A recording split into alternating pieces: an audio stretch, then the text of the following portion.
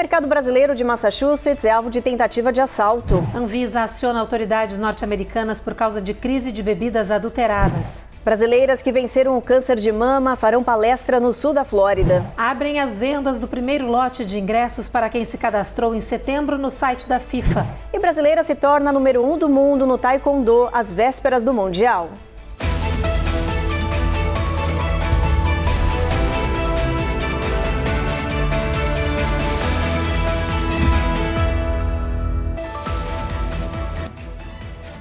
Olá, está começando o Jornal Américas no Ar. Olá, o mercado brasileiro foi alvo de uma tentativa de assalto em Framingham, uma cidade de Massachusetts que tem uma forte presença da nossa comunidade. Toda a cena da ação do bandido foi gravada por câmeras de segurança. A polícia divulgou foto do criminoso e pede a ajuda dos moradores. As câmeras de segurança do estabelecimento flagraram o momento do roubo. Um homem encapuzado segurou o atendente e sacou uma faca, mas a funcionária reagiu rápido e se soltou e recuou. Surpreendido, o assaltante fugiu para fora do mercado sem levar nada. A tentativa de assalto aconteceu por volta das 8h45 da manhã desta quinta-feira. Ele chegou me abordando usando bom dia, colocou tomate para pesar, eu pesei o tomate. Aí eu falei com ele o valor que deu. Quando eu falei o valor que deu, ele segurou no meu braço, eu puxei o braço. E logo em seguida, quando eu puxei o braço, que eu vi que ele tava com a faca. Aí ele falou, abre a gaveta. Aí eu falei que não ia abrir a gaveta e saí de pé. O mercado brasileiro fica na cidade de Framingham, em Massachusetts, e no momento em que tudo aconteceu não havia muitos clientes, porque eles tinham acabado de abrir as portas. Segundo os funcionários, o homem estava fingindo fazer compras quando tudo aconteceu muito rápido. A polícia informou que o capuz usado pelo criminoso foi encontrado em uma lixeira. Eles divulgaram a foto do suspeito e mobilizaram a comunidade para tentar capturar o homem. Por enquanto, não há informações da prisão dele. O número de brasileiros deportados dos Estados Unidos bateu um novo recorde neste ano. Já são mais de 2.000 repatriados só em 2025. O Itamaraty diz que é o maior patamar dos últimos 4 anos. Segundo dados da Polícia Federal, até o dia 1º de outubro, foram repatriados 2.268 brasileiros. O Itamaraty classificou esse número de recorde histórico. Esse total representa um aumento de 37% em relação à quantidade de brasileiros presos e deportados no ano passado. E também supera o recorde de 2021, quando 2.188 brasileiros foram expulsos dos Estados Unidos. Desde janeiro deste ano, 24 voos de repatriados já chegaram ao Brasil. Apenas um foi realizado sob o governo Biden. Os outros 23 ocorreram já sob a administração de Donald Trump, que assumiu a presidência no dia 20 de janeiro. O Itamaraty informou que a expectativa é que até o final de 2025, outros 12 voos com deportados brasileiros ainda cheguem no nosso país, mantendo a frequência semanal prometida pelo governo americano e aumentando a pressão sobre as famílias brasileiras que vivem nos Estados Unidos sem status migratório regular. Aplicativos que prometiam rastrear ações da Polícia de Imigração no território norte-americano foram bloqueados por uma gigante da tecnologia. A medida foi uma resposta ao Departamento Norte-Americano de Justiça, que ordenou o fim dos programas que rastreavam e avisavam a chegada dos agentes federais. A Apple retirou do ar vários aplicativos, entre eles o IceBlock, que já tinha 1 milhão de usuários e que foi criado por um desenvolvedor independente. Essas ferramentas digitais permitiam monitorar, rastrear e divulgar as ações dos agentes de imigração em todo o território norte-americano. A decisão veio após pressão do governo Trump e de autoridades federais, que alegaram que esses aplicativos representavam uma ameaça à política anti-imigração e aos agentes do ICE. Eles exigiram a retirada das plataformas, principalmente depois do ataque ao centro de detenção em Dallas, no Texas, em que um rapaz disparou vários tiros, ferindo uma pessoa e matando outras 2. Segundo o FBI, o agressor usou um desses aplicativos para pesquisar onde a polícia de imigração estava localizada. Com essas informações, teve tempo de planejar todo o ataque. A Apple retirou o aplicativo do ar, mas não citou a polícia de imigração. Alegou que o IceBlock e outros programas não cumpriam diretrizes da empresa e que continham conteúdos censuráveis, difamatórios e discriminatórios. Mensagens anônimas, comunicações, registros e alertas, principalmente aqueles que contêm algum tipo de informação como a identidade dessas pessoas, isso por meio de fotos ou vídeos, pode causar prejuízo à operação, mas também às pessoas. E muito provavelmente esses tipos de aplicativos, essas comunicações serão combatidas para preservar o sigilo da operação e também a identidade dos agentes. Uma nova caravana de imigrantes partiu do sul do México com destino à fronteira dos Estados Unidos. Cerca de 800 pessoas, incluindo homens, mulheres e também crianças, iniciaram essa caminhada de mais de 1.000 quilômetros desde a cidade de Tapachula. Diferente de outras caravanas, o objetivo desta vez é chegar até a fronteira norte-americana, montar acampamento e se estabelecer do lado mexicano. Parte do grupo, formado por imigrantes de diferentes nacionalidades, incluindo brasileiros, afirma que vai esperar por uma oportunidade de migrar para os Estados Unidos. Outros dizem que pretendem pedir asilo ao governo mexicano. A mudança de postura do grupo é resultado do endurecimento das políticas migratórias do presidente Donald Trump lá na fronteira sul do país. A seguir, bancos brasileiros afirmam que lei Magnitsky não pode ser usada no nosso país. E a Anvisa aciona autoridades norte-americanas por causa da crise de bebidas adulteradas.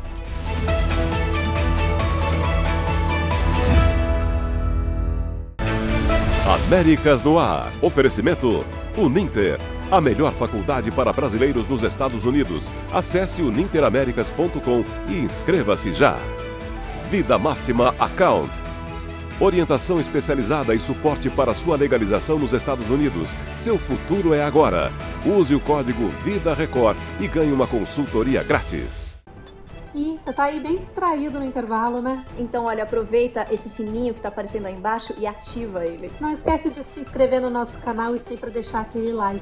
Uma curtida é sempre boa, tá?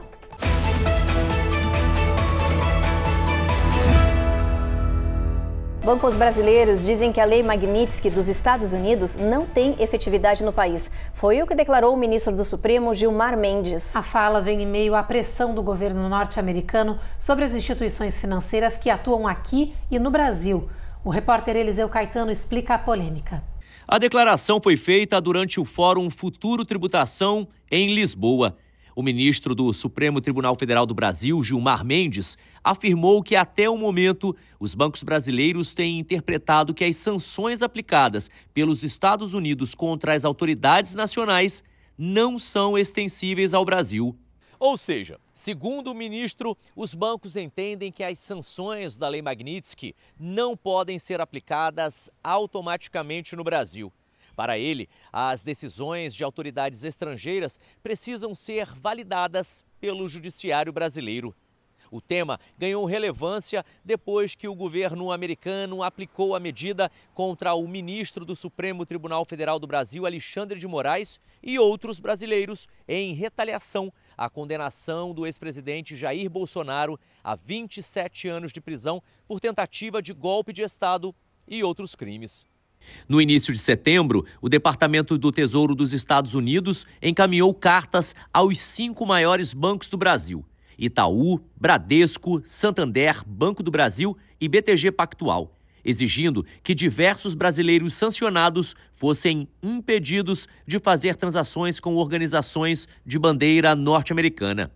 Essas instituições e as empresas brasileiras normalmente cumprem a Lei Magnitsky, as sanções da Lei Magnitsky, porque caso elas descumpram essa decisão, elas podem sofrer sanções de não poder fazer negociações e trabalhos com empresas americanas e com instituições americanas, o que afastaria essas instituições bancárias brasileiras, inclusive do SWIFT, esse modelo de transações mundiais. E o mercado financeiro já sente os efeitos das pressões do governo norte-americano. Em um único dia, os bancos brasileiros perderam mais de 41 bilhões de reais em valor de mercado, logo após o anúncio das sanções. Para Gilmar Mendes, sanções externas se assemelham a um neocolonialismo tecnológico, dado a dependência global da infraestrutura americana. Esse prejuízo que já causou aí realmente bilhões de dólares de saída de capitais destes bancos podem trazer um risco adicional. Lembrando que o mercado ele monitora não só esse risco, mas também um risco de tensão relacionado à tarifa, né? Ou seja, o Brasil ele acaba trazendo uma expectativa muito negativa, já que o próprio governo brasileiro sequer conversou com o governo americano. Então isso também puxa também uma expectativa ruim, né, relacionado a uma política externa e, consequentemente, os bancos, que é o cerne da economia, que é a base da economia, acaba sendo prejudicado por uma possível, né, violação da lei Magnitsky. Os especialistas alertam que o Brasil vive uma encruzilhada. Cumprir a lei americana pode gerar penalidades no país, mas ignorar as sanções pode fechar portas no mercado global. Ou seja, o Brasil está no meio de um embate diplomático e econômico. E o futuro das relações com os Estados Unidos pode depender da resposta do sistema financeiro e do Supremo Tribunal Federal. O melhor caminho seria, de fato, a instituição cumprir as determinações e as sanções da lei Magnitsky e aqui no território nacional oficiar o Supremo Tribunal Federal para pensar num meio termo, para pensar num caminho para que essa instituição não sofra dupla sanção, né? Porque ela pode sofrer essas sanções americanas e aqui, ao cumprir, sofrer sanções do Supremo Tribunal Federal. O Brasil acionou autoridades de mais de 10 países, incluindo aqui os Estados Unidos, para ajudar a combater uma crise sanitária urgente. O de bebidas adulteradas com metanol. São mais de 50 casos de intoxicação em todo o país. E o Brasil não possui um antídoto. A substância química foi adicionada ilegalmente em diversas bebidas alcoólicas, como gin, uísque e vodka, que foram vendidas em bares, adegas e festas. A contaminação ocorre quando o metanol, que deveria ser descartado na destilação, é mantido para baratear e aumentar a produção.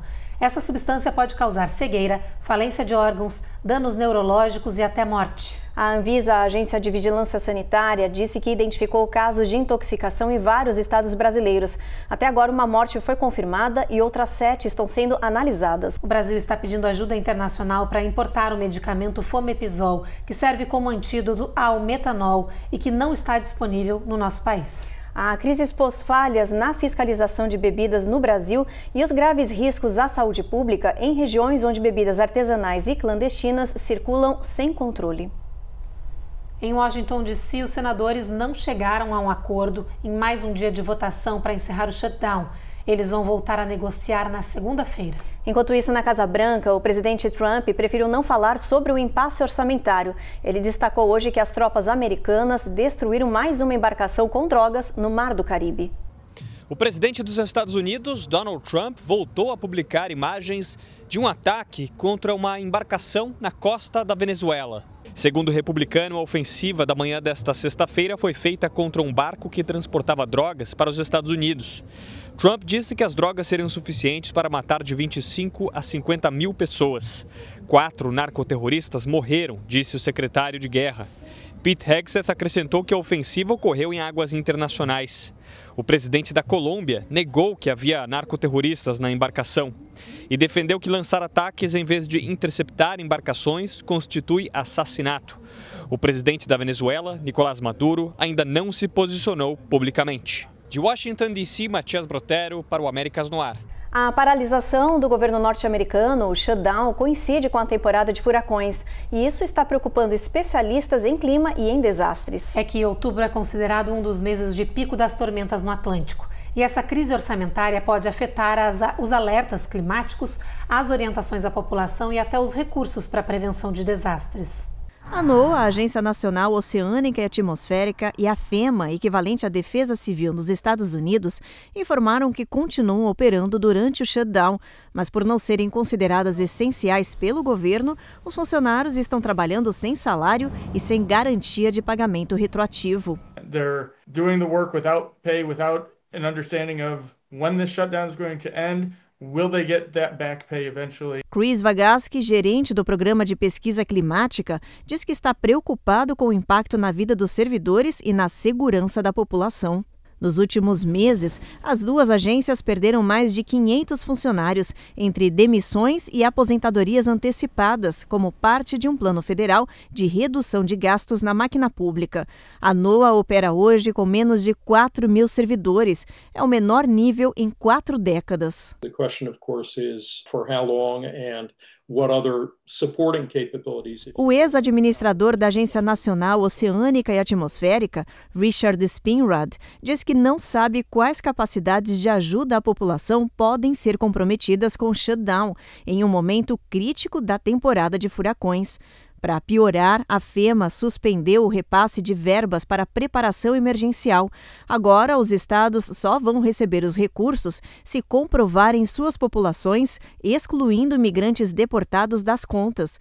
O governo alega que alguns estados estavam recebendo valores inflados. Com o cenário atual de shutdown, menos funcionários, menos verbas e mais desastres climáticos, especialistas alertam para a situação de risco. What happens if we have another hurricane outbreak and some wildfires in the west?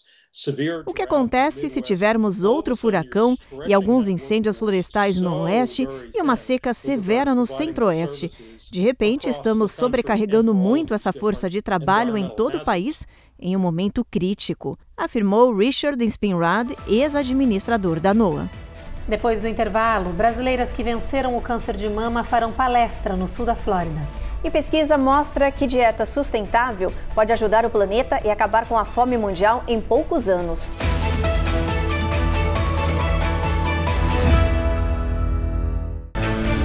Américas no ar. Oferecimento Rejuvenesce. Recupere e mantenha sua juventude hoje. Visite-nos no sul da Flórida, em Orlando ou em Boston e renove a sua energia. EasyPag. Compra inteligente para imigrantes. iPhone desbloqueado, parcelado, só com passaporte.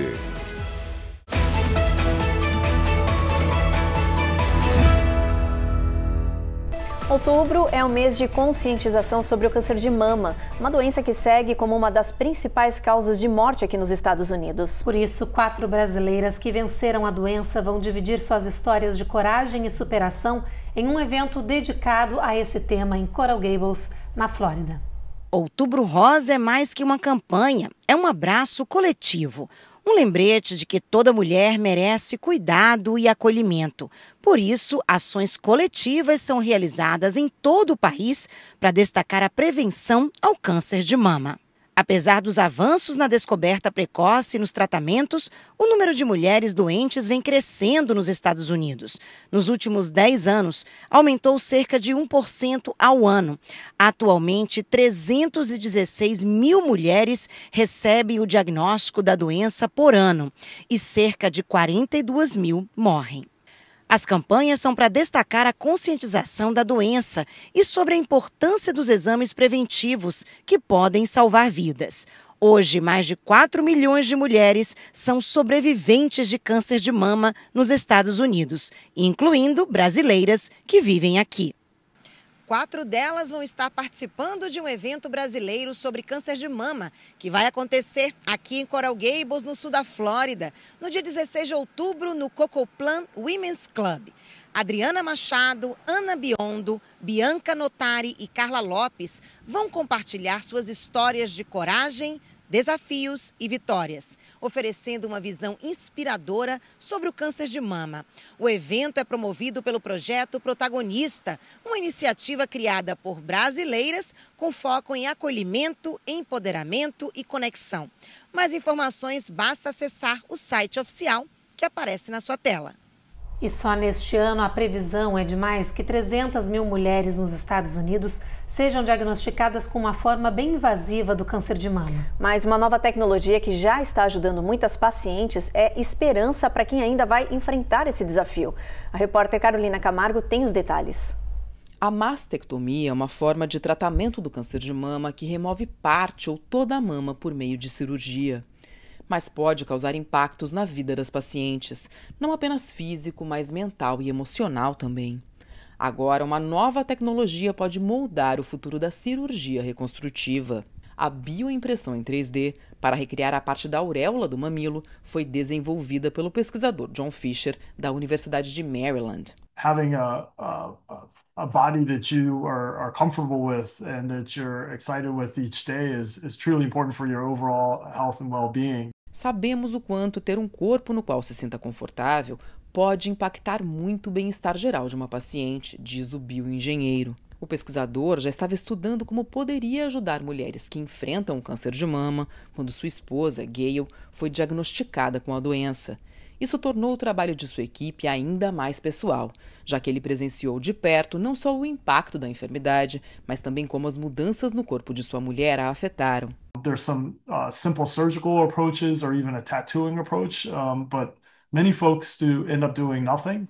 Hoje, mesmo que existam algumas abordagens cirúrgicas simples ou até mesmo a opção de tatuagem de reconstrução, muitas pacientes acabam não utilizando esses recursos. Por isso, o pesquisador espera que essa nova tecnologia 3D inspire mais mulheres a procurar por essa ajuda.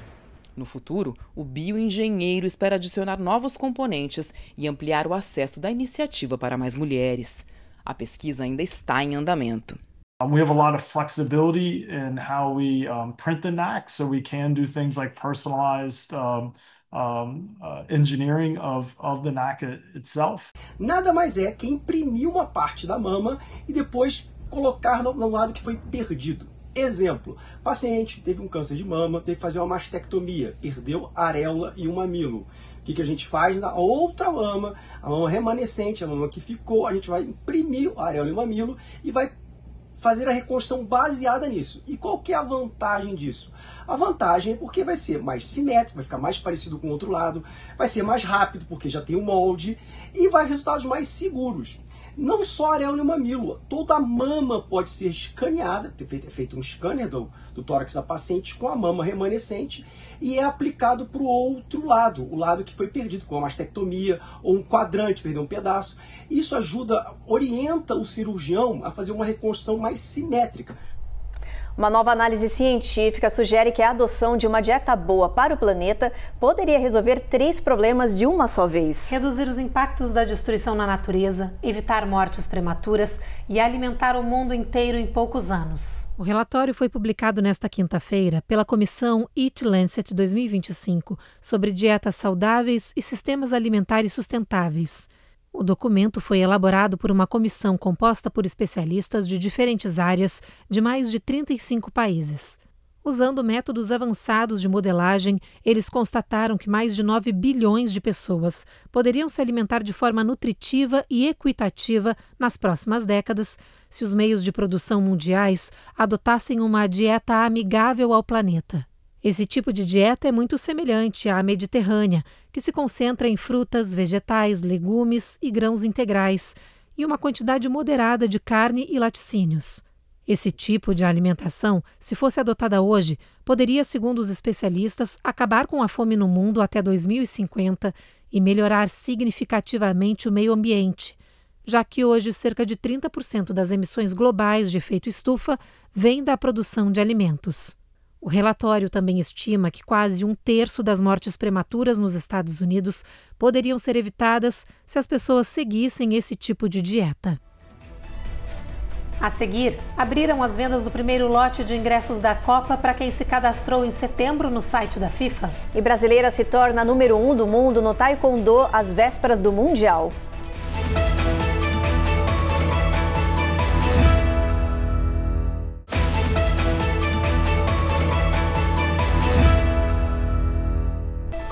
Um incêndio de grandes proporções atingiu uma refinaria próxima a Los Angeles, na Califórnia. Uma explosão foi relatada nesta madrugada e assustou quem vive nos arredores. Essa câmera capturou o momento da explosão e da bola de fogo subindo pelos ares. Na sequência, moradores da região começaram a se desesperar, saíram de casa no meio da madrugada com medo até entender o que estava acontecendo. And then the closer we got, the more we saw the sky was just a very bright orange and clearly not a normal flare. Rapidamente, as autoridades californianas informaram que as chamas vinham da refinaria da Chevron, que fica na cidade de El Segundo. Os bombeiros pediram que os moradores permanecessem em segurança, em casa, e logo pela manhã informaram que, apesar do susto, não existe ameaça à segurança pública. Nenhuma evacuação foi ordenada e ainda não há informações sobre feridos. As causas da explosão e do incêndio seguem sob investigação. A refinaria foi construída em 1911 e, segundo a Chevron, é a maior unidade produtora de petróleo da costa oeste. Vamos dar uma olhadinha na nossa tela, ver como é que vai estar o clima no final de semana. A gente começa por Boston, lá tem tempo encoberto. Nova York, Washington e Norfolk, a gente vai ter somente nuvens nessa região aí, com mínima de 56 em Norfolk, máxima de 72 graus. Em Charlotte, em Atlanta, a gente continua com sol forte aí nessa área. Jacksonville tem chuva, Tampa tempo encoberto e Miami vai chover o dia inteiro no final de semana, com mínima de 75, máxima de 82. Do Texas, na faixa de Houston até San Antônio, tem previsão de tempo encoberto. Em Brownsville, que quebra um pouco porque tem pancada de chuva isolada no fim de semana. Bastante sol em Albuquerque. Em Los Angeles, tempo nublado. Em Las Vegas, o sol aparece tímido entre as nuvens. São Francisco, situação parecida, assim como Salt Lake City, mas por lá tem pancada de chuva isolada, dividindo espaço com o sol. E o primeiro lote de ingressos para a Copa do Mundo da FIFA do ano que vem abriu para vendas. Mas os bilhetes estão disponíveis somente para quem se cadastrou no mês passado para ter a chance de comprar esses ingressos. Segundo a FIFA, 4,5 milhões de pessoas conseguiram as senhas para participar dessa venda inicial para assistir às partidas. O grupo vai ter nos próximos dias os horários liberados para escolher que jogos querem assistir. E as vendas serão oferecidas por ordem de chegada no site da FIFA. Haverá também uma plataforma oficial de revenda. Os preços iniciais dos ingressos variam de 60 a mais de 6.700 dólares. Essa é a primeira vez que a FIFA está utilizando os preços dinâmicos para a Copa do Mundo. Isso significa que os valores podem variar de acordo com a demanda.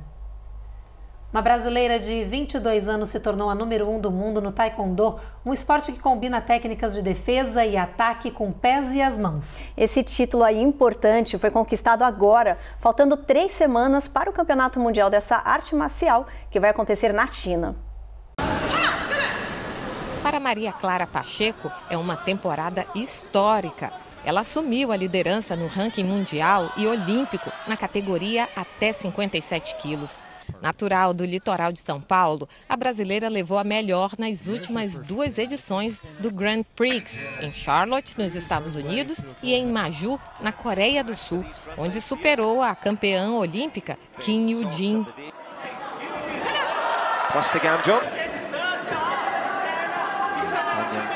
Maria Clara começou a praticar esse esporte aos 11 anos e, com muita dedicação, conquistou os primeiros títulos, incluindo um bronze inédito no Campeonato Mundial da categoria cadete em 2017. Ela também foi bronze no Mundial de 2023 e a 7ª colocada nas Olimpíadas de Paris. A jovem, que literalmente luta para realizar os seus sonhos, está cada vez mais perto de consolidar seu nome entre os maiores do esporte e ainda repetir o feito de Natália Falavina, a primeira medalhista olímpica do Brasil no Taekwondo. Agora, a brasileira se prepara para desembarcar na China, como a favorita ao título mundial na competição, que acontece entre os dias 24 e 30 de outubro. E se depender dela, a bandeira do Brasil vai continuar tremulando no lugar mais alto do pódio. O Jornal Américas no Ar termina agora. A gente agradece a sua audiência, um bom final de semana e a gente se encontra de novo na próxima edição. Até lá. Até.